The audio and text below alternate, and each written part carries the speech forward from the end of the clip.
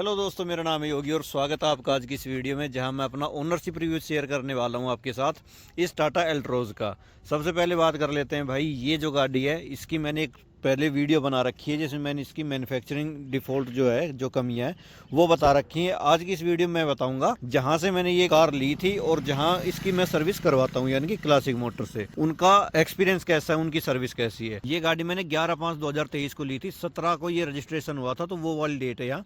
और डिलीवरी की proper video है।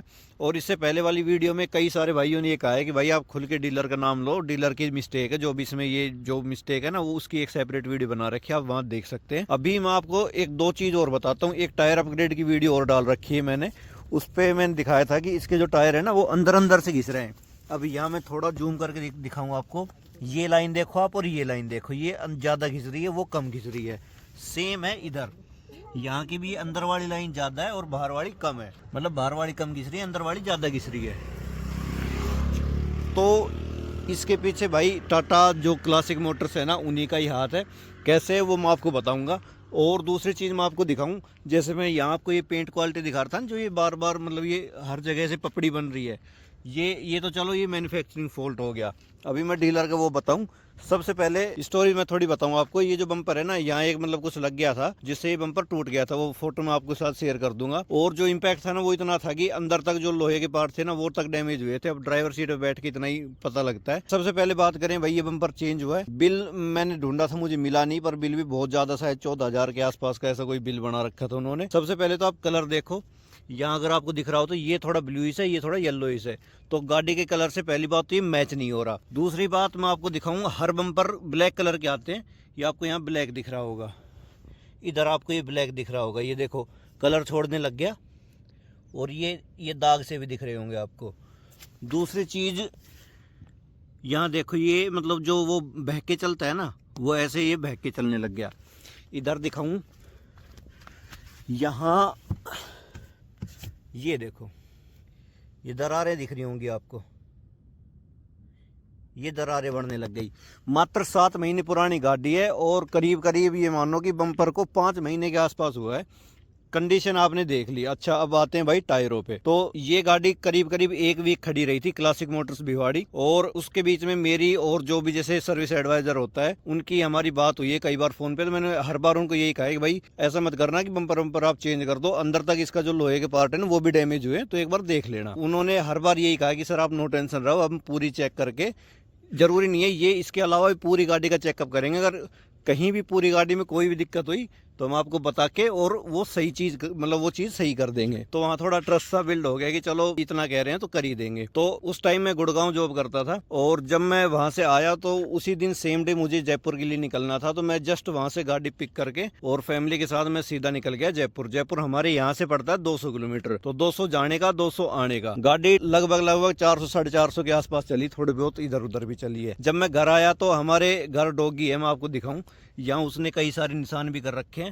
तो वो जैसे मैं जब घर आता हूँ तो ऐसे चढ़ता है ऊपर, तो उसके लिए मैंने विंडो डाउन कर रखी थी। जब मैं जैसे गाड़ी मोड़ रहा था ना ऐसे, तो आवाज आई कि टायर कहीं भिड़ रहा है अंदर। तो मैं अगले दिन गया भाई सर्विस सेंटर, वहां उनको ये चीज दिखाई, मैंने बताया उनको कि भाई ऐसे ऐसे मेरी बात हुई है। और टायर ऐसे घुमा के देखा ना, एक चीज और मैं बताऊं, बीच बीच में ऐसे घुमा के देख लिया करो टायरों को, क्योंकि अंदर की साइड से जब घिसता है ना टायर तो पता नहीं लगता, पीछे वाले तो दिख जाते हैं, आगे वाले दिखते नहीं है। तो उनको ये चीज जब मैंने दिखाई, मैंने बताया कि भाई इसका ये थोड़ी साइड भी खींच रही है। हाँ, अलाइनमेंट की और एक स्टोरी वो बताऊं आपको। जब मैं इसको लेके गया ना तो ये हल्की सी लेफ्ट साइड में जा रही थी, तो उससे मुझे थोड़ा डाउट हुआ, लेकिन ज्यादा मैंने इसलिए गौर नहीं किया क्योंकि एक बार पहले की बात है, इसके करीब करीब 20 रोड टेस्ट हुए थे। 20 रोड टेस्ट किसे कहते हैं, जिसमें डीजल मेरा जा रहा था। डीजल में 500 रुपये का डला के आया था। उसके बाद गाड़ी फिर से उन्होंने मतलब मेरे पास फोन किया कि भाई 500 रुपये और भेजो आप, हम और रोड टेस्ट करेंगे। तो उस पर भी थोड़ी मैंने कंप्लेन वगैरह करी, ज़्यादा बहस हुई। उसके बाद उन्होंने अपनी मतलब कैसे भी किया मुझे नहीं पता, बाकी उन्होंने 1 वीक में ये अलाइनमेंट सही करके दिया था। नई गाड़ी जब से आई है ना, जब से इसकी ये मतलब लेफ्ट साइड में जा रही थी, तो मैंने सोचा कि भाई वही अलाइनमेंट वाली इनसे दिक्कत हुई होगी और वो सही हुई नहीं होगी। और जब मैं घर से निकल गया था तो वो भाई वापिस आके करना पड़ेगा, मतलब कोई मेडिकल इमरजेंसी थी जिसकी वजह से मैं वहाँ गया। जब वहाँ लिफ्ट पे लगाई गाड़ी तो पता चला कि भाई जो इसका आर्म है ना, जो मैं बार बार उनको कह रहा था कि भाई लोहे का पार्ट अंदर डैमेज हुआ होगा, एक बार देख लेना। आर्म जिससे मतलब टायर कसा रहता है, जो चेसी में कसा रहता है, वो क्रैक था, मतलब वो जैसे ऐसे सीधा रहता है, वो जब वो मतलब इम्पैक्ट हुआ तो वो ऐसे हो गया था। तो उससे जो टायर है ना वो मतलब ऐसे तिरछा चल रहा था, गाड़ी साइड खींच रही थी। साइड खींच रही थी तो अंदर अंदर की साइड 400 450 किलोमीटर के आसपास गाड़ी चली है, तो अंदर से पूरा टायर घिस चुका, मैंने जो अभी आपको दिखाया था। अब भाई आप उस वीडियो में भी देख लेना, टायर अपग्रेड की वीडियो में 10,000 रुपये का 9800 रुपये का ये टायर है। अब ये जो टायर घिसा है ये किसका घिसा है? सबसे पहली बात तो ये है, ये नुकसान मेरा हुआ। उसके बाद जो मेरा आने जाने का डीजल है, उनकी बार बार वहाँ जाता हूँ, फिर उनसे जिदा बहस करता हूँ, वो वाली चीज़। उसके बाद थोड़ी जिदा बहस हुई तो उनका जीएम आया, बोला जी कोई नहीं, गलती हो गई, ये ऐसे ही है, नए बंदे हैं, ये है वो है, हम आपका आर्म फ्री ऑफ कॉस्ट करके दे देंगे, बदल के दे देंगे। अब बोला आज तो आप घर जाओ, अभी हम ऑर्डर लगाएंगे, 1-2 दिन बाद ये आर्म आएगा, उसके बाद हम डाल के देंगे। मैंने कहा भाई जो ये टायर घिस रहा है इसका क्या सोल्यूशन है? बोला जी इसका भी सोल्यूशन करेंगे, अभी तो आप जाओ घर। तो मैं आ गया, 2 दिन बाद उनका कॉल आता है, फिर मैं दोबारा जाता हूँ वहाँ, तो वो फ्री ऑफ कॉस्ट आर्म करके देते हैं। लगभग आधे से ज़्यादा दिन ही मेरा वहाँ वेस्ट हो जाता है। तो एक तो एक काम के लिए कितना मुझे घूमना पड़ रहा है, वो भी मेरा डीजल खर्च हो रहा है, मेरा टाइम खर्च हो रहा है। दूसरी बात, उन्होंने आर्म चेंज करके दे दिया। अब टायर वो आगे ऐसे घिस रहे थे तो मैंने वो शिफ्ट करवा दी पीछे। अच्छा, उसके बाद की बात बताऊं, आप कभी अल्ट्रोज का ये देखना, यहाँ ना एक चोंच सी बनी रहती है, अभी यहाँ शायद एक पेच कसरा होगा, ये गंदी हो रही है इसलिए मैं हाथ नहीं लगाना चाह रहा, यहाँ एक चोंच सी निकल गई, ये थोड़ा सा आपके अंदर दिख रहा होगा। मैंने कहा भाई ये क्या कर दिया आपने, ये क्यों हो रहा है ऐसा? बोला जी आपने भिड़ाई होगी, ये है वो है। मतलब उनको आप कुछ भी बात कह लो, घेरते हैं वो आपके ऊपर ही बात घुमा फिरा के। मैंने भाई कुछ भी हुआ हो, चलो बम्पर भिड़ता भी है, ऐसी कोई बात नहीं, पर इसको सीधा तो करो। बोला जी हम सीधा नहीं करेंगे। तो वहीं एक मैकेनिक वो सुन रहा था बात, वो बोला कि कोई नहीं, ये सीनियर पर्सन से मेरी बात चल रही थी सर, वो जो सर्विस एडवाइजर होता है। फिर एक बॉडी शॉप से बंदा आया, उसने एक पेच लगा दिया, उसके बाद हो गया ये सीधा। अभी जो सर्विस एडवाइजर था वो कह रहा था कि भाई अब अगर ये गाड़ी हुई ना तो हम क्लेम नहीं देंगे, ये पेच लग रहा है तो क्लेम फेल हो जाएगा, ये हो जाएगा, 100 चीजें उसने बताई। मैंने भाई देखा जाएगा, जब इतना मैं वो कर रहा हूँ ना खर्चा, तो मैं अपनी जेब से बम्पर भी चेंज करवा लूंगा, पर ये दिखने में तो सही लगे, ये इतना बेकार लग रहा था, बहुत बेकार। और एक बार मैं इसका बोनट खोल के आपको 1-2 चीजें और दिखाता हूँ। ये मात्र 14,000 किलोमीटर गाड़ी चली है, यहाँ से ऑयल लीकेज है, देखो। अब उनका कहना क्या है इस पे कि जी आप ज़्यादा तेज चलाते होगे तो प्रेशर बनता है, और यहाँ से इसलिए ऑयल, मतलब कहीं ना कहीं से प्रेशर निकलेगा, इसलिए यहाँ से ऑयल निकल रहा है। दूसरी चीज़, ये देखो यहाँ टाई बांध रखी है, मतलब ये पता नहीं कैसे टूटे कैसे नहीं। 2-3 बार मैं इसके लिए, सिर्फ इसके लिए गया हूँ जब उन्होंने ये टाई लगा के दी है। अब पहली बात तो ये टूटने का मतलब समझ में नहीं आया मुझे, कि मैंने आज तक ये छेड़ा तक नहीं है, ये टूटा कैसे। दूसरी बात, भाई ये कौन सी बात हुई कि आप तेज चलाते हो इसलिए वो प्रेशर कहीं ना कहीं से लूज हो रहा है, इसलिए ये टूट रहा है। हर गाड़ी के इंजन में ना एक रेड लाइन होती है, एक लिमिट होती है। अब इसकी 4,500 तक लिमिट है, और पूरी लिमिट पे ना मतलब एक लिमिट होती है, जैसे मान लो ये आज जा सकती है 6,000 आरपीएम तक, तो जो कंपनी है ना वो 5,000 आरपीएम पे ही करके देती है।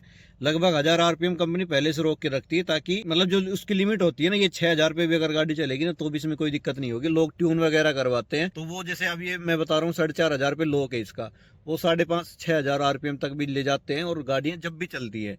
और जाहिर सी बात है भाई, ये पहली बात तो माइलेज नहीं देती। मुझे माइलेज निकालने के लिए मैं हमेशा इसे 1,000 से 2,000 का जो रेव बैंड है ना उसके बीच में चलाता हूँ। तो ये कौन सी बात हुई कि भाई आप तेज भगाते हो? मैंने मेरे चैनल पे आपने भी देखा होगा, ड्रैग रेस वगैरह मैं बहुत करता हूँ, पर इस गाड़ी से नहीं की भाई मैंने।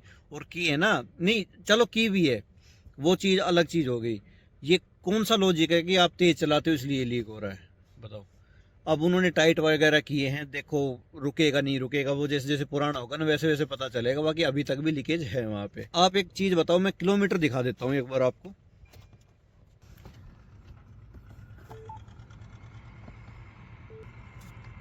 गाड़ी 15,035 किलोमीटर चली है अभी तक, और इसमें इतनी दिक्कतें आ गई भाई, क्या रिकमेंड करूं मैं किसी को कि टाटा लो आप। क्या मैं मतलब, आप खुद ही देख लो क्या है टाटा। सर्विस के बारे में मैंने बता दिया, मैन्युफैक्चरिंग फॉल्ट बता दिया,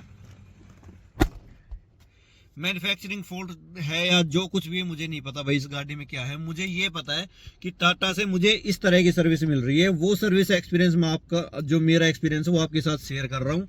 अब बहुत से भाइयों ने कहा है कि भाई आप खुल के नाम लो डीलर का जिससे आपने ये गाड़ी ली है, उनकी गलती है। कोई भाई टाटा मोटर्स की बता रहा है, मुझे नहीं पता भाई किसकी गलती है किसका फॉल्ट है, पर मुझे ये पता है कि मैंने 10 लाख रुपए दिए इस गाड़ी के। वो इसलिए दिए थे ताकि पीस ऑफ माइंड रहूं, मैं 5 साल कहीं भी लेके निकल जाऊं, मतलब आधी रात को भी। लेकिन भाई इतना सर्विस एक्सपीरियंस छोड़ो, इतना एक्सपीरियंस खराब है ना, मतलब जब से लिया ए पिलर में इतनी भयंकर आवाज आ रही, मतलब अब एक बात बताओ, आदमी इसको घर से लेके निकले, मतलब मुझे ये कॉन्फिडेंस नहीं है कि मैं इसको लेके निकलूँ, इसमें कोई दिक्कत नहीं आएगी, मैं सेफली घर आ जाऊंगा बिना कोई दिक्कत के। और वो जो आर्म टूट है ना भाई, उसके वजह से ना, अब आप सोच के देखो, जहां टायर चल रहा है वो चीज ही टूट गई। मान लो चलती गाड़ी में कोई गड्ढा आ गया या कुछ भी आ गया, वो टायर ही निकल गया अपनी जगह से, कितना बड़ा हादसा हो सकता है। क्या ये वैसे सेफ्टी पे खेल रहे हैं टाटा भाई? ये अगर टूट जाता, सेफ्टी क्या कर लेती?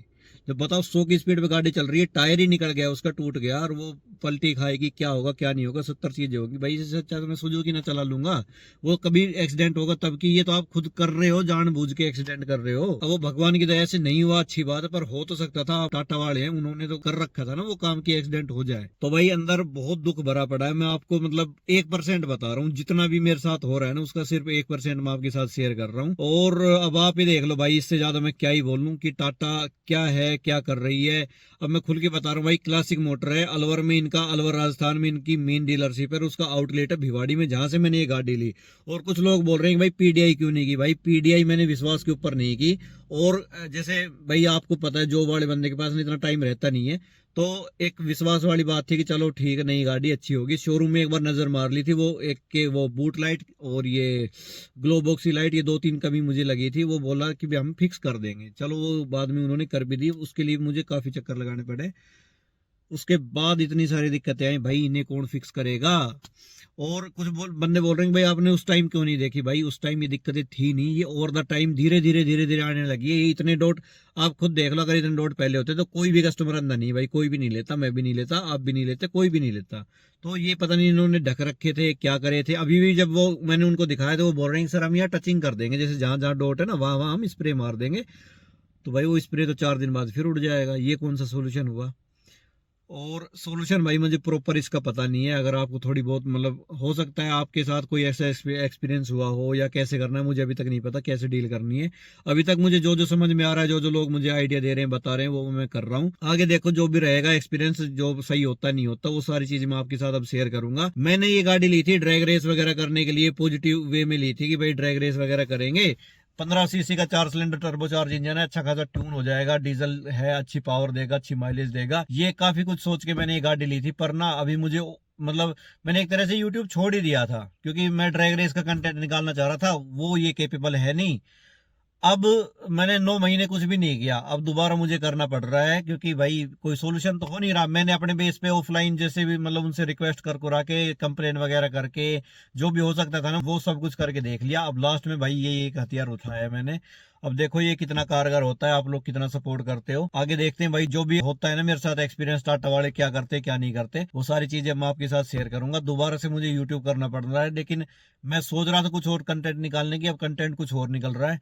तो भाई इसमें देखो मेरा तो कुछ नहीं है, टाटा वालों का ही कर, मतलब टाटा वालों की वजह से ही मैं ये सब चीज कर रहा हूँ। और भाई जुड़े रहना, सब्सक्राइब कर लो चैनल को, आगे जो भी अपडेट रहेंगे मैं आपके साथ शेयर करता रहूंगा। बाकी आपका जो एक्सपीरियंस है टाटा के साथ, या जो भी आपके सुझाव है कि मुझे क्या करना चाहिए, वो नीचे कमेंट सेक्शन में बता दो। बाकी मिलते हैं आपसे नई वीडियो में, तब तक के लिए do good driving and be safe.